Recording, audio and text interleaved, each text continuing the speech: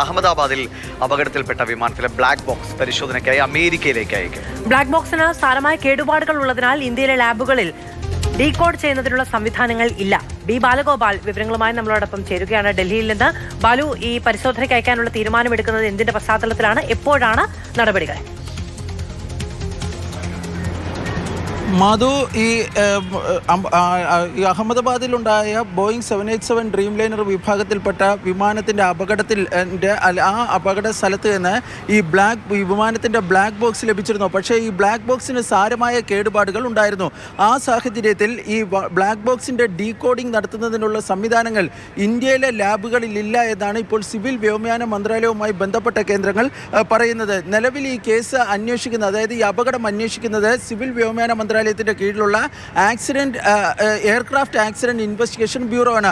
ഈ aircraft accident investigation ബ്യൂറോയ്ക്ക് ഡൽഹിയിൽ ഒരു ലബോറട്ടറി സംവിധാനമുണ്ട്. പക്ഷേ ആ ലബോറട്ടറി സംവിധാനം അത്യാധുനിക സംവിധാനങ്ങളൊന്നും തന്നെയില്ല. ഈ സാഹചര്യത്തിലാണ് ബ്ലാക്ക് ബോക്സ് ഇപ്പോൾ അമേരിക്കയിലേക്ക് അയക്കുവാൻ വേണ്ടി തീരുമാനിച്ചിരിക്കുന്നത്.